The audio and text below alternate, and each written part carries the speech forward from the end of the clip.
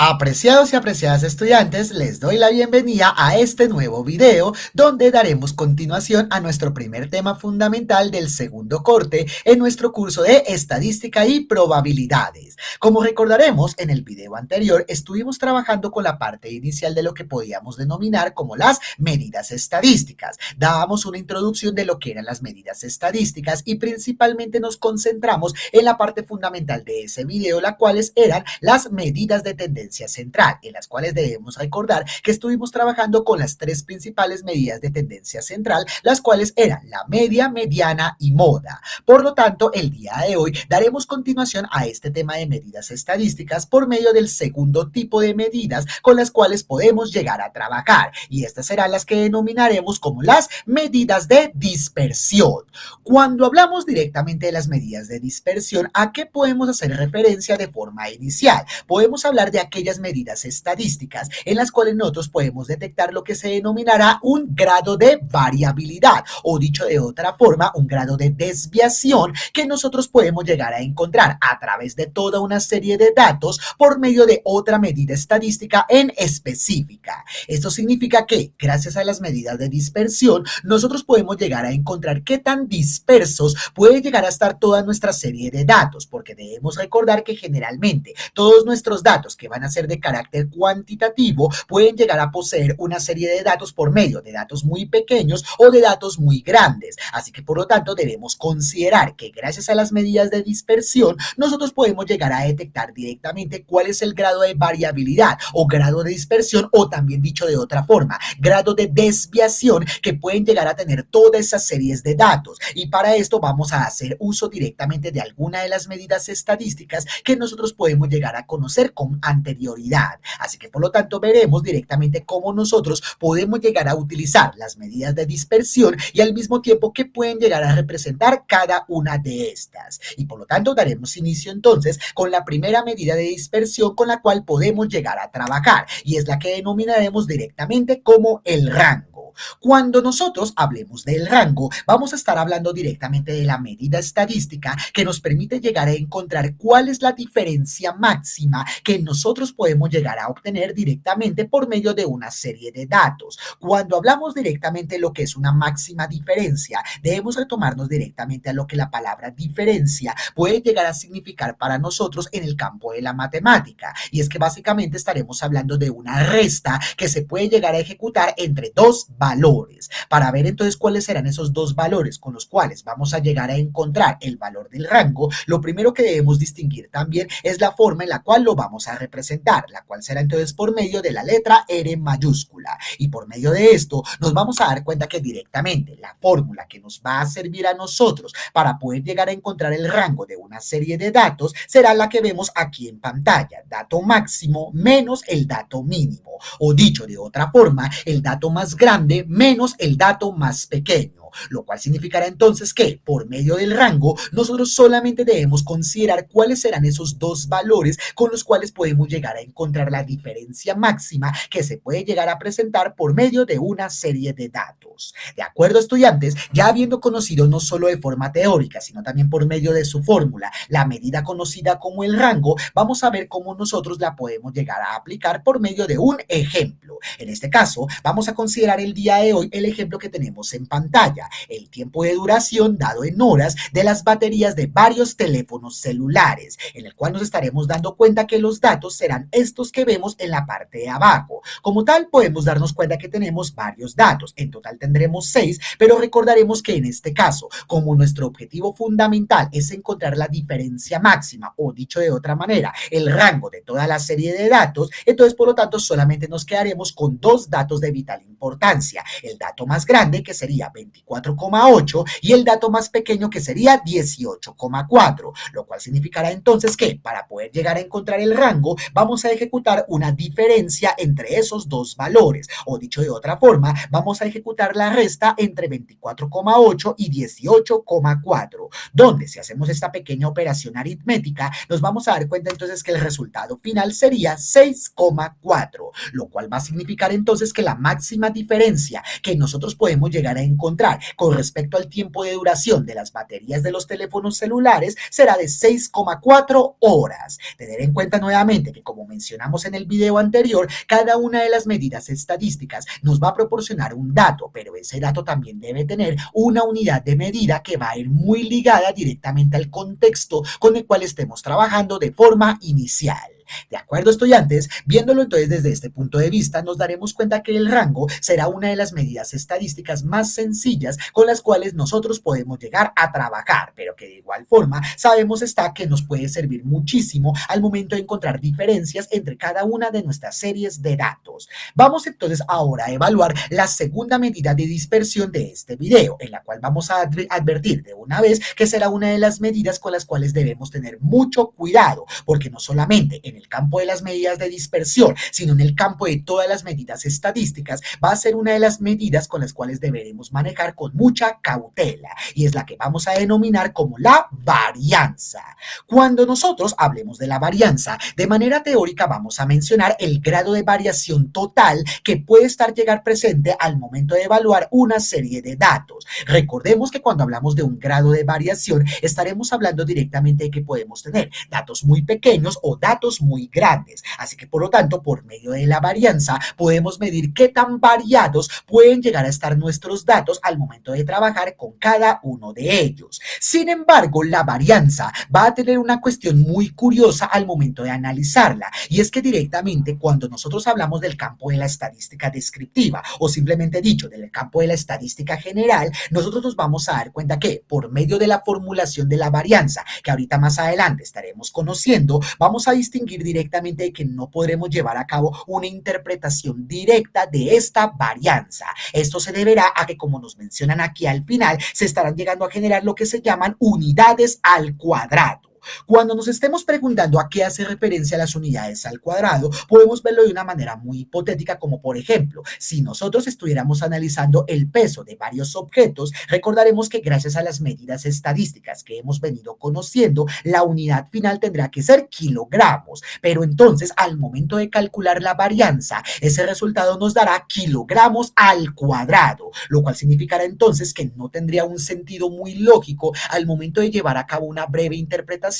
por medio de la varianza. Claro está, muchos nos estaremos preguntando entonces, ¿para qué nos servirá la varianza si no podremos llevar a cabo una interpretación por medio de la misma? Ya más adelante nos daremos cuenta que, gracias a la varianza, podremos llegar a conseguir otra medida estadística que veremos posteriormente. Mientras tanto, cuando hablemos directamente de la varianza, vamos también a distinguir algo muy interesante que nosotros pudimos recordar directamente al momento de trabajar con la media, y es que de manera teórica, cuando estábamos llegando a trabajar con la media, habíamos mencionado que las medidas estadísticas podemos llegar a trabajarla por medio de dos opciones: las medidas que vengan de la muestra o las medidas que vengan de la población. Por eso es que anteriormente hablábamos de lo que llamábamos la media poblacional y la media muestral, que recordaremos nuevamente, nos podemos quedar siempre con los valores que vengan de una muestra, porque para nosotros en un campo mucho más realista será mejor trabajar con datos que vengan de una muestra. Esto lo estamos recordando porque cuando trabajemos con la varianza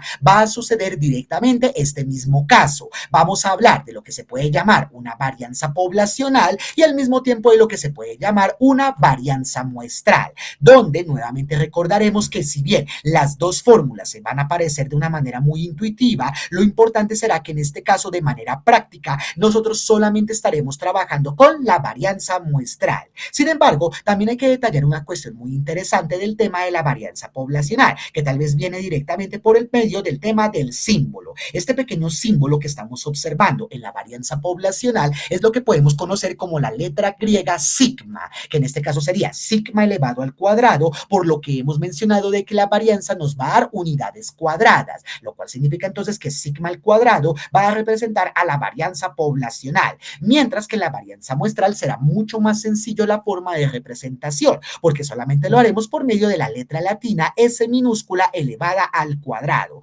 Otra vez volviendo al hecho del tema de las unidades cuadradas con las cuales podemos llegar a trabajar. Ahora, cuando veamos directamente la fórmula, debemos tener mucho cuidado con los valores que realmente nos va a requerir la fórmula, porque lo primero que podemos observar en la varianza muestral es que nuevamente tendremos un símbolo de sumatoria, lo cual significa entonces que en cierto momento del proceso vamos a tener que sumar una serie de valores, y en este caso los valores que vamos a sumar serán los que tenemos acá dentro del paréntesis, x sub i menos x barra elevado al cuadrado. En este caso, esa operación que vemos dentro del paréntesis nos está indicando que deberemos tomar cada uno de los datos individuales y restarle el valor de x barra, donde debemos recordar que x barra representa el valor de la media. Dicho de otra forma, cada uno de los datos de forma individual deberemos restarle el valor de la media, donde nosotros ya tenemos la experiencia de cómo podemos llegar a calcular la media para toda una serie de datos.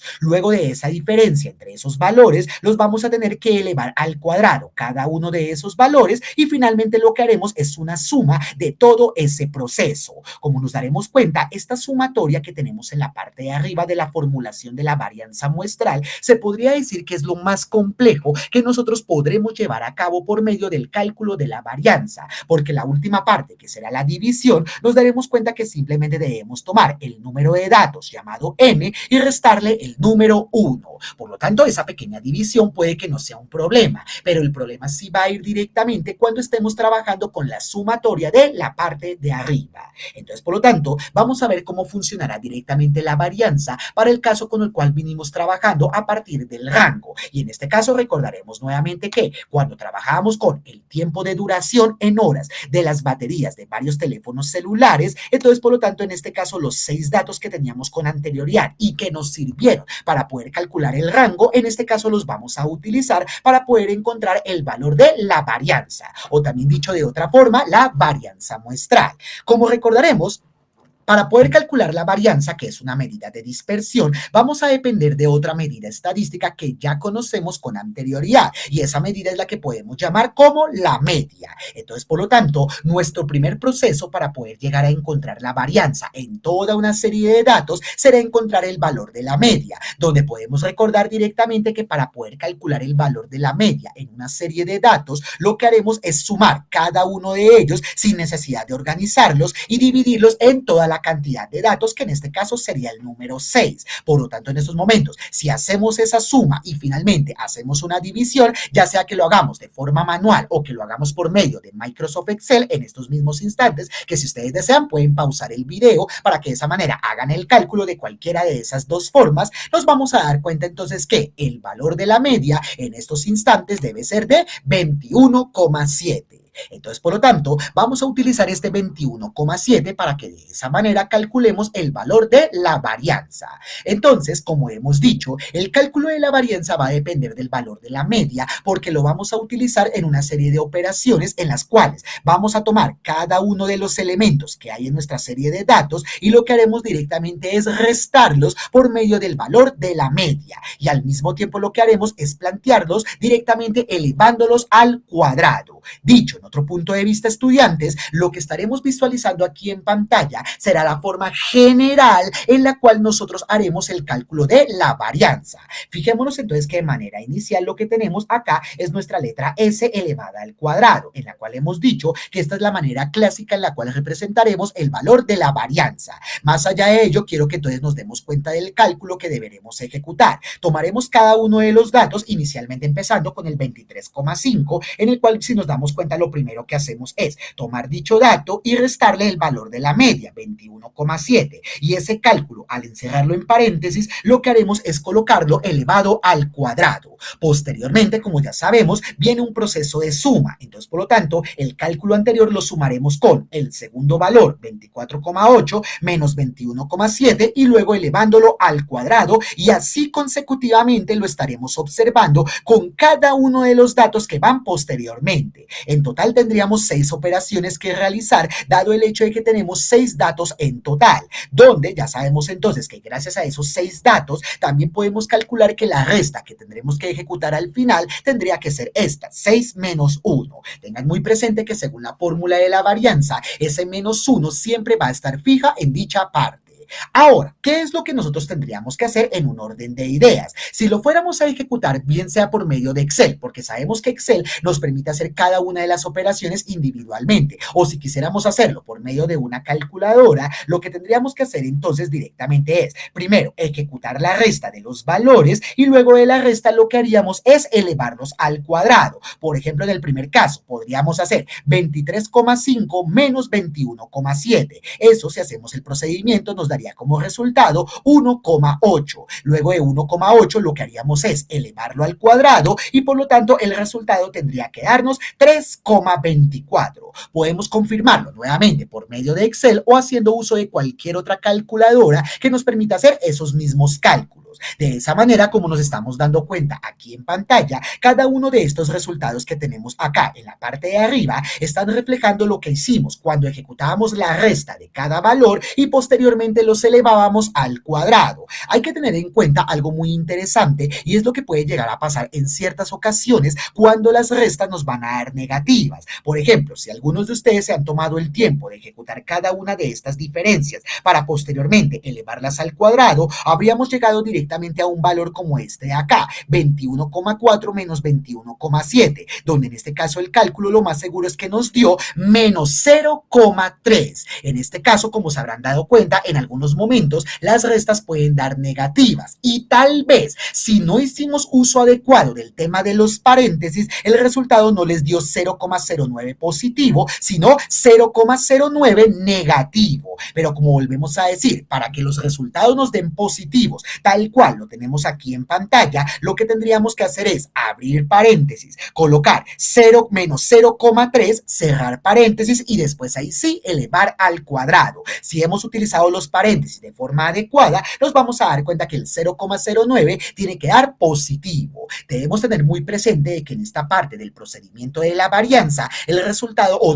todos los resultados tienen que dar absolutamente positivos, a pesar de que hayan habido restas directamente que nos hayan dado negativas. La parte de abajo, que es este número 5, como se estarán dando cuenta, solamente viene del 6 menos 1 que ejecutamos con anterioridad. De esa manera, como nos damos cuenta, la fórmula se ha reducido considerablemente y lo que haremos ahora entonces será tomar cada uno de estos datos y ejecutar una suma de los mismos, donde si hacemos ese debido proceso, nos vamos a dar cuenta que el resultado nos tiene que dar 29,48 y finalmente 29,48 dividido del número 5 nos va a dar como resultado 5,896, lo cual significará entonces que este valor va a representar la varianza para toda nuestra serie de datos, es decir que tendremos una variación total de 5,896 para nuestra serie de datos. Sin embargo,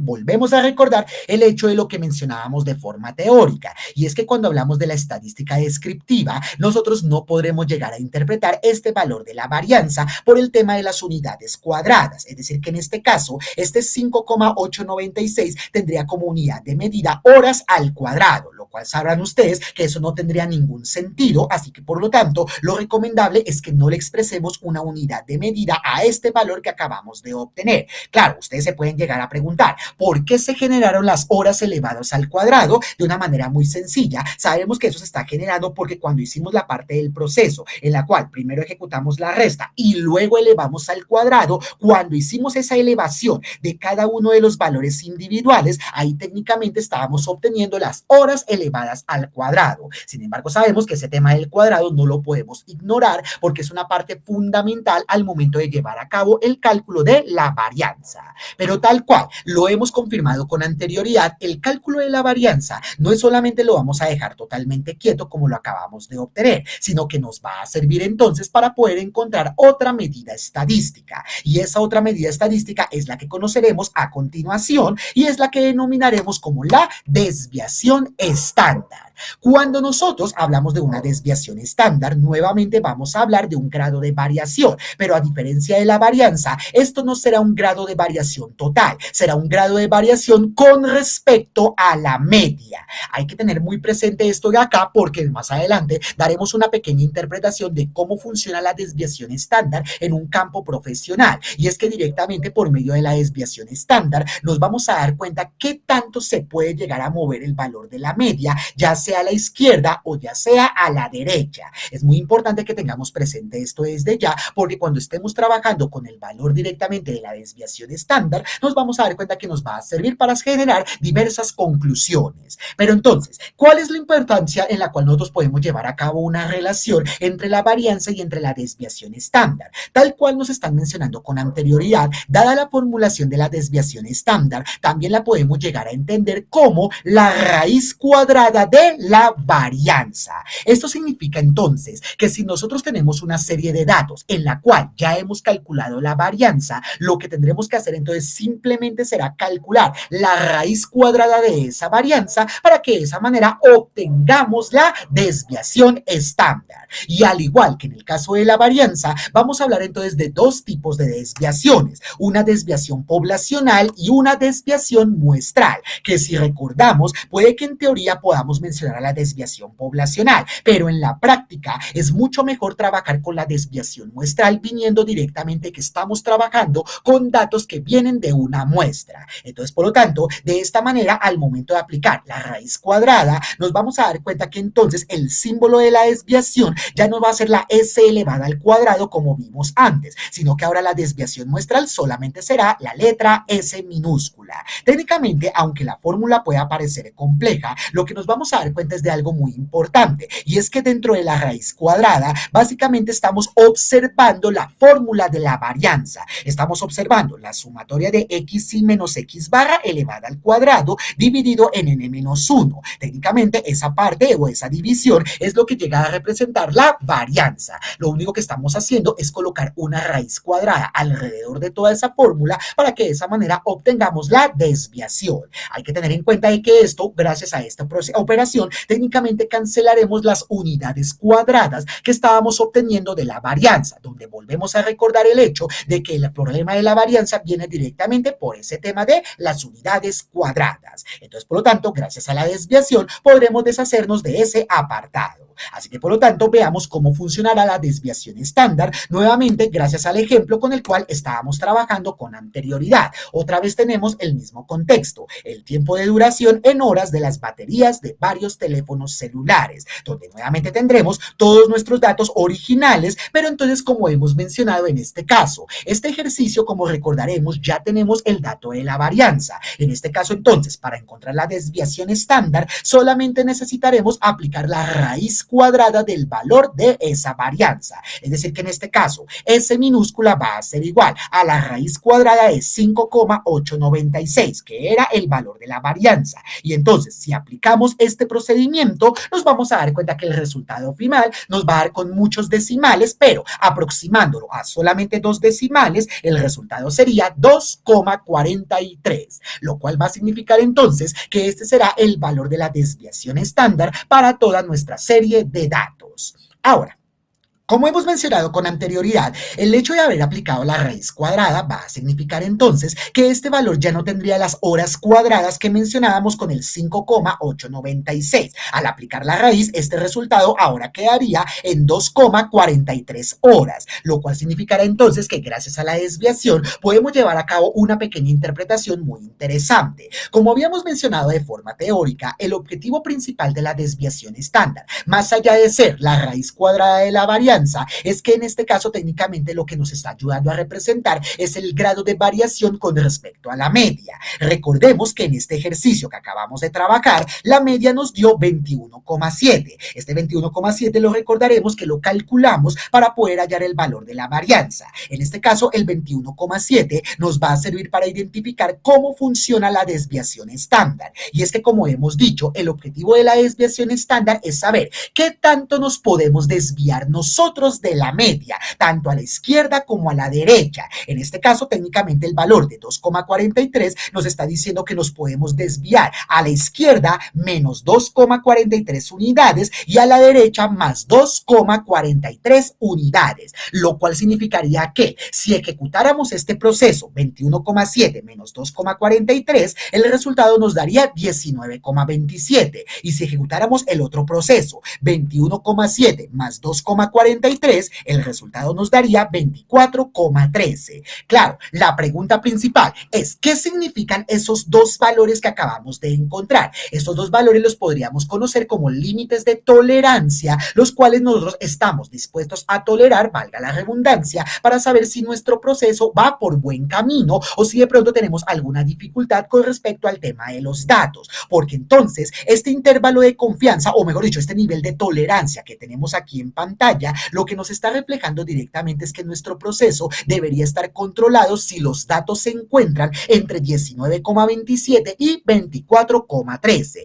Esto obviamente le puede servir muchísimo a la empresa que está fabricando las baterías de los teléfonos celulares para saber si el tiempo de duración realmente está dentro de esos valores. Sin embargo, ¿cuál va a ser el problema? Que como nos estamos dando cuenta, no todos los valores van a cumplir directamente con esa especificación. Como por ejemplo, veamos, el 18,4 es un valor más pequeño del límite mínimo y el 24,8 es un valor más grande que el límite máximo. Es algo muy normal que directamente no todos los datos cumplan directamente con este rango de tolerancia que vemos directamente acá. Pero entonces, ¿cuál es la cuestión? Que en estos momentos, si nosotros quisiéramos saber cuál sería el porcentaje de datos que se puede llegar a encontrar fuera de este rango de tolerancia, para eso podemos llegar a utilizar la última medida estadística. Y esta última medida estadística es la que podremos conocer como el coeficiente de variación, porque como hemos mencionado, el coeficiente de variación nos permite determinar cuál es el porcentaje de variación que existe entre la media y la desviación estándar. Básicamente las dos unidades que vimos con anterioridad y que nos sirvieron para encontrar esos límites de tolerancia que nosotros estábamos dispuestos, como valga la redundancia, a tolerar directamente en nuestro proceso. ¿Cuál es la idea por medio del coeficiente de variación? Nosotros lo que vamos a hacer directamente es encontrar cuál es el porcentaje de variación que hay directamente en nuestros datos. Si el porcentaje es muy alto, significa que nuestros datos tienen una variación muy alta. Caso contrario, si el porcentaje es pequeño, nos vamos a dar cuenta directamente que entonces nuestros datos están debidamente controlados. Para que de esa manera nosotros podamos encontrar el porcentaje, vamos a utilizar entonces esta fórmula que vemos en pantalla. Lo primero, podemos darnos cuenta que el coeficiente de variación lo vamos a representar con las letras CB, pero principalmente veamos que la fórmula representa que vamos a hacer una división entre la desviación estándar sobre la media. S sobre X barra, recordemos, será entonces que la división que vamos a llevar a cabo para encontrar el coeficiente de variación. Procuremos siempre hacer la división en este orden: desviación sobre media, no media sobre desviación, porque lo más seguro es que si lo hacemos al contrario, vamos a obtener un valor muy diferente y también por el hecho de que obtendremos un valor totalmente erróneo. También, si nos damos cuenta, lo que hacemos al final de la división es ejecutar una multiplicación por 100, porque esta multiplicación por 100 lo que representará entonces es que el dato final estará dado en porcentaje. Muy bien, estudiantes, ya sabemos entonces que por medio del ejemplo que conocimos con anterioridad, tenemos entonces directamente la información para poder encontrar el coeficiente de variación. Tenemos el contexto, tenemos nuevamente los datos y recordaremos entonces que la media fue de 21,7, la desviación fue de 2,43,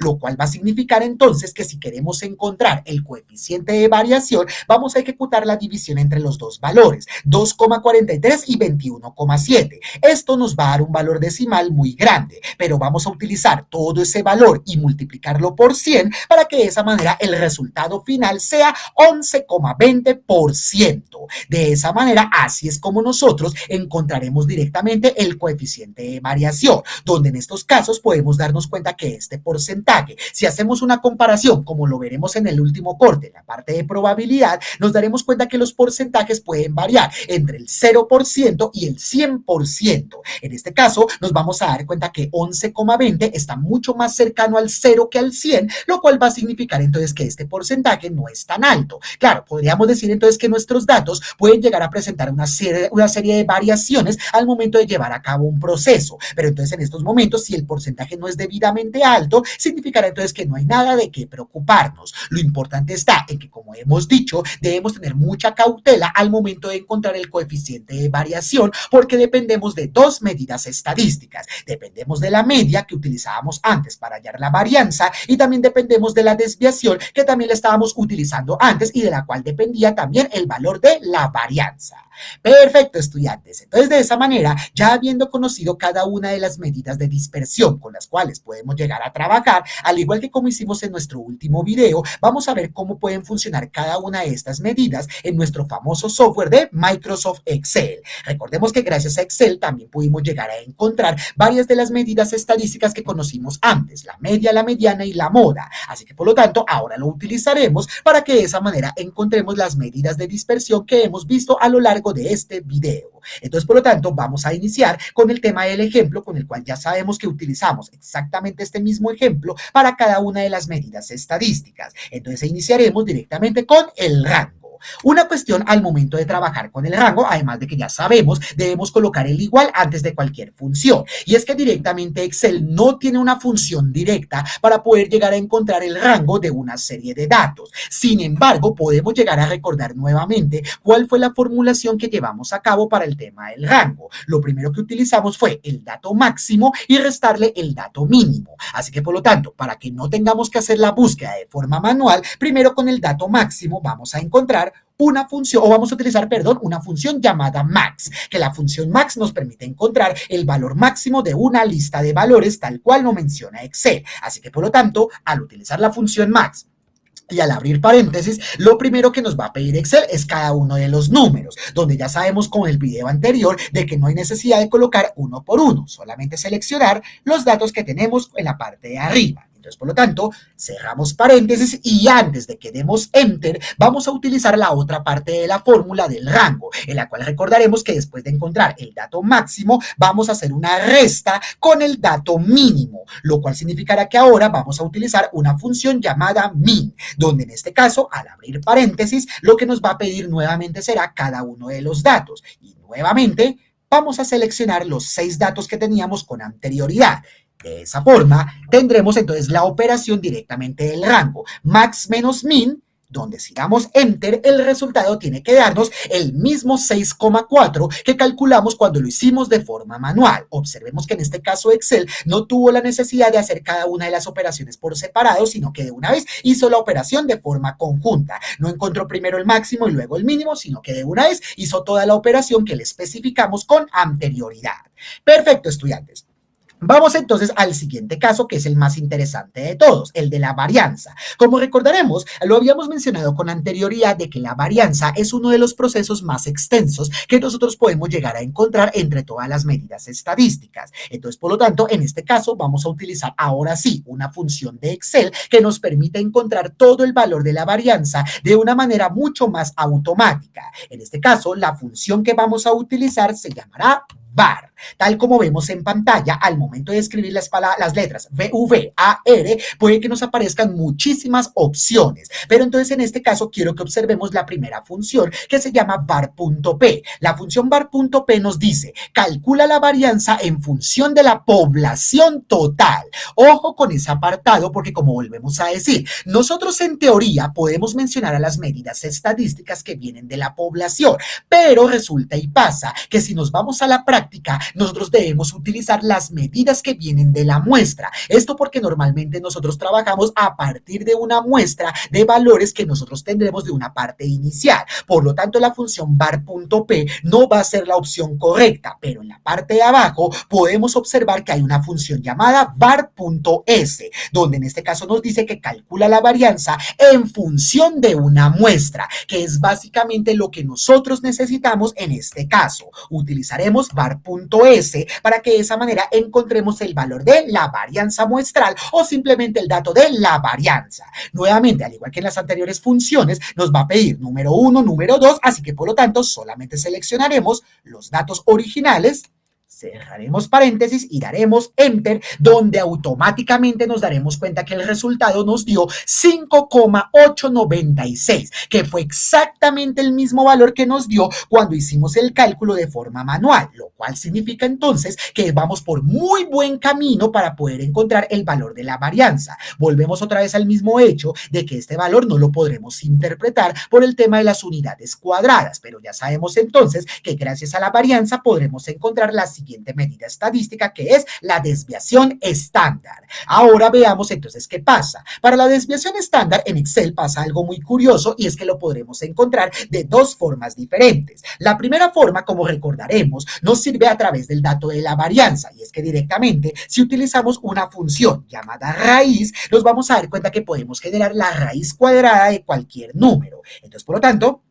abriremos paréntesis, seleccionaremos este número de acá, 5,896, cerraremos paréntesis y daremos Enter, donde casualmente nos va a dar un resultado con muchos decimales. Pero recordemos que desde el primer corte tenemos una opción en Excel que nos permite disminuir decimales, y es esta opción de arriba, la opción disminuir decimales, que está en la pestaña de inicio y en la sección número. Vamos a utilizar disminuir decimales, y si le damos clic, nos vamos a dar cuenta que a medida que vayamos avanzando, el resultado aproximado sería 2,43, que fue exactamente el mismo resultado que nosotros encontramos con anterioridad. Entonces, por lo tanto, ya tenemos la forma en la cual podemos encontrar la desviación estándar a través de la varianza. Pero, ¿qué pasaría si nosotros de pronto quisiéramos encontrar la desviación sin la necesidad de utilizar la varianza? Entonces, en este caso, utilizaremos entonces una función propia de Excel que nos permite encontrar la desviación estándar, y esa función es la que llamaremos desv.